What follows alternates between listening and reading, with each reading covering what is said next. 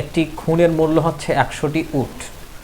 আমাদের সময়ে একজন খুনির যখন বিচার নিশ্চিত করা যাচ্ছে না এবং তাকে তো রক্তমূল্য দেওয়া হচ্ছে না, ইনসাফ করা হচ্ছে না, একটা জীবনের মূল্য কখনো একটা সাম্রাজ্যের চেয়েও বেশি হয়।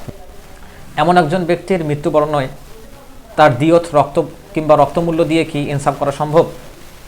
তাহলে এই বিষয়গুলোকে কঠিন করার জন্য, অর্থাৎ এমন একজন সাম্রাজ্যের চেয়েও বড় ব্যক্তির যেন জীবন কেউ নিতে না পারে, এই বিষয়গুলোকে কিভাবে কঠিন করব আমরা, কিভাবে একটা সমাজ থেকে এই খুন, এই গুম, এই ধর্ষণ, এই ব্যভিচারগুলো তুলে দেবো আমরা।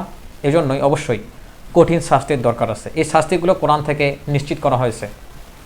আল্লাহ সুবহানাহু ওয়া তাআলা হদ দিয়েছেন, আল্লাহ সুবহানাহু ওয়া তাআলা কিসাস দিয়েছেন, আল্লাহ সুবহানাহু ওয়া তাআলা তাজিরের ব্যবস্থা করেছেন, ইদাতের ব্যবস্থা করেছেন। তো এই বিষয়গুলো আমাদের আমলে নিতে হবে।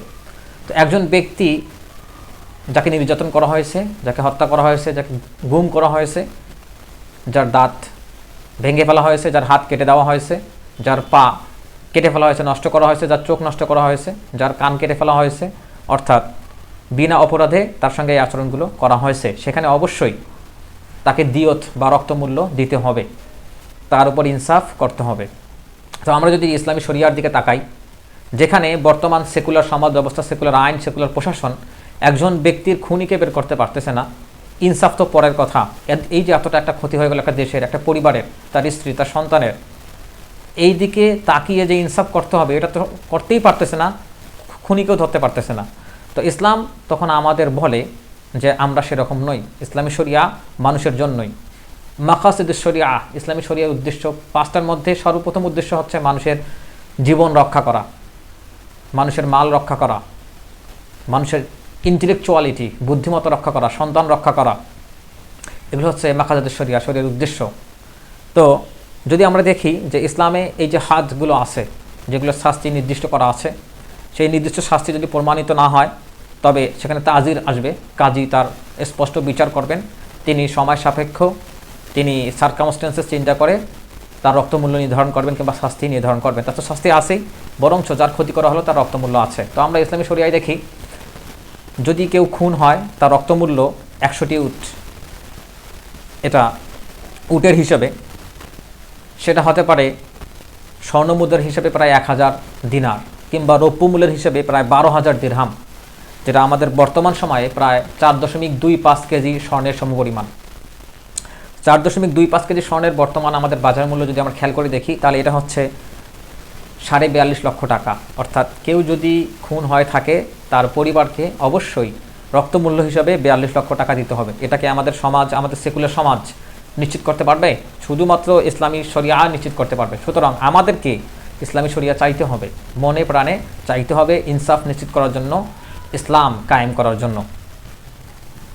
এটা হচ্ছে একটা খুনের বেলায় প্রায় 42.5 লক্ষ টাকা, 42 লক্ষ টাকার বেশি একটা অ্যামাউন্ট একজন পরিবারকে দিতে হচ্ছে, যারা নির্যাতিত হয়েছে, যার পরিবারের কাউকে খুন করা হয়েছে, রক্তমূল্য হিসেবে। এভাবেই একটা পরিবারের প্রতি নিশ্চিত করা যেতে পারে। যদিও ওসমান হাদির খুনের যে দিয়ত সেটা অবশ্যই টাকার অঙ্ক হিসেবে নিশ্চিত করা যেতে পারে, কিন্তু একটা দেশের, একটা পরিবারের যে ক্ষতি হয়েছে সেটা তো অবশ্যই পূরণ করা যাবে না। যদি কারো উপর অত্যাচার করা হয়, যেমন কারো একটা হাত, একটা চোখ কিংবা একটা পা নষ্ট করা হয়েছে নির্বিচারে, কোনো বিচার ছাড়াই, কোনো প্রমাণ ছাড়াই, কোনো অপরাধ ছাড়াই, তাহলে ইসলামী আইন বলে তার দিয়ত হচ্ছে 20 থেকে 22 লাখ টাকা। এবং যদি কারো 2 হাত, 2 পা কিংবা 2 চোখ ক্ষতি করা হয় তাহলে সে পূর্ণ দিয়ত পাবে। পূর্ণ দিয়ত অর্থাৎ আমরা যে 42.5 লক্ষ টাকা যে প্রথমে হিসাব করলাম, এটাকে বলা হচ্ছে পূর্ণ দিয়ত। সেই পূর্ণ দিয়ত সে পাবে। আর 1 হাত, 1 চোখ, 1 পা নষ্ট হয়ে গেলে তা অর্ধ দিয়ত পাবে, অর্থাৎ 20 থেকে 22 লক্ষ টাকা। আর পূর্ণ দিয়ত হচ্ছে যদি 2 পা, 2 চোখ, এই যে 2 হাত যদি নষ্ট করা হয় তাহলে সে পূর্ণ দিয়ত, অর্থাৎ 40 থেকে 45 লক্ষ টাকা সে পাবে। যদি একটা দাঁত কারো নষ্ট করা হয় তাহলে সে রক্তমূল্য পাচ্ছে 2,10,000 টাকা সমপরিমাণের রক্তমূল্য। এবং যদি কারো আঙ্গুল নষ্ট করা হয় তাহলে তার দিয়ত মূল্য হচ্ছে 4,25,000 টাকা। এই যে ইসলাম একজন মানুষের ক্ষতি হওয়ার কারণে, একজন মানুষের একটা অঙ্গ নষ্ট হওয়ার কারণে, চোখের বদলে চোখ, কানের বদলে কান, নাকের বদলে নাক, অঙ্গের বদলে অঙ্গ, এই যে কিসাসের ব্যবস্থা করেছে ইসলাম, এটা শুধুমাত্র মানুষদের ইনসাফ করার জন্যই এবং সমাজ থেকে অপরাধ প্রবণতাগুলো কমিয়ে নেওয়ার জন্যই। এখন যখন আমরা এই কিসাস, এই হদ, এই তাজিরের কথাগুলো বলি, তখন ইসলামের সমালোচকরা ওরিয়েন্টালিস্টরা এরা শুধু বলে যে হ্যাঁ, কল্লা কেটে দেওয়া হবে, হাত কেটে দেওয়া হবে, চুরির বিনিময়ে খুনের বদলে খুন করা হবে, চোখের বদলে চোখ নষ্ট করা হবে।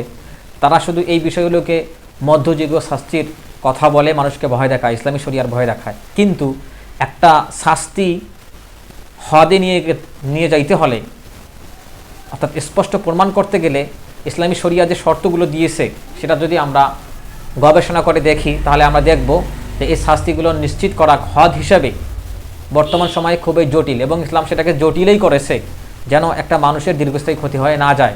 এবং শেষমেশ যদি একজন অমত করে বা যিনি অপরাধ করছেন তিনি যদি নাকচ করেন, যিনি দেখছেন তার যদি সন্দেহ থাকে, বিভিন্ন এখানে শর্ত আছে যার কারণে সেটা আর হদ থাকে না, সেটা তাজির হয়। কাজী সেটা সার্কামস্ট্যান্সেস বিবেচনা করে, পারিপার্শ্বিকতা বিবেচনা করে তার নির্দিষ্ট একটা শাস্তি তিনি দিয়ে থাকেন। তো এই বিষয়গুলো শরিয়া মোতাবেক আলোচনা করতে গেলে দীর্ঘ সময় লাগবে। আজকে শুধু আমরা এটাই দেখলাম যে বর্তমান সেকুলার সমাজ ব্যবস্থায় সেকুলার যে প্রশাসন আইন যে আছে, মানুষের রচিত আইন, সেই আইন কখনোই মানুষের ইনসাফ নিশ্চিত করতে পারে না এই প্রশাসনিক ক্ষেত্রে, এই বিচারের ক্ষেত্রে, এই ন্যায়পালনার ক্ষেত্রে, এই ইনসাফের ক্ষেত্রে। এজন্য আমাদের ইসলামী শরিয়ার দিকে ফিরতে হবে। যেখানে একজন খুনিকে খুঁজে পাওয়া যাচ্ছে না, সেখানে রাষ্ট্র সেই ব্যক্তির পরিবারের প্রতি কী ইনসাফটা করতে পারে? এটা তো মানুষের তৈরি আইন। এখানে একজন খুনিকে বাঁচানোর জন্য বিভিন্ন ফাঁকফোকর রাখা হয়েছে, তাকে মানুষের করের টাকা দিয়ে জেলখানায় রেখে তাকে ভিআইপি রকমের খানা খাওয়ানো হয় এবং মানুষের টাকা নষ্ট করা হয়, সেটা মানুষের ইনসাফের প্রতি ব্যয় না করে। তো এই বিষয়গুলো আমাদের স্পষ্ট থাকতে হবে যে ইসলাম মানে হচ্ছে ইনসাফ। এজন্যই আমরা দেখি যিনি তাকওয়াবানের দিক থেকে কম হতে পারেন, তার একাডেমিক যোগ্যতা কম হতে পারে, কিন্তু তিনি যদি ইনসাফ করেন মানুষ তাকে ভালোবাসে এবং সেই ব্যক্তিকে আল্লাহ সুবহানাহু ওয়া তাআলা শাসনের পর্যায় পর্যন্ত নিয়ে যান।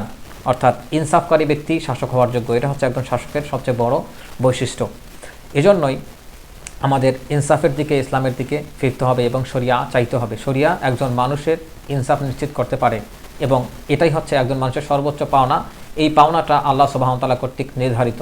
আল্লাহ সুবহানাহু ওয়া তাআলা আমাদেরকে ইসলামী শরিয়ার প্রতি পাবন্ধ করুন।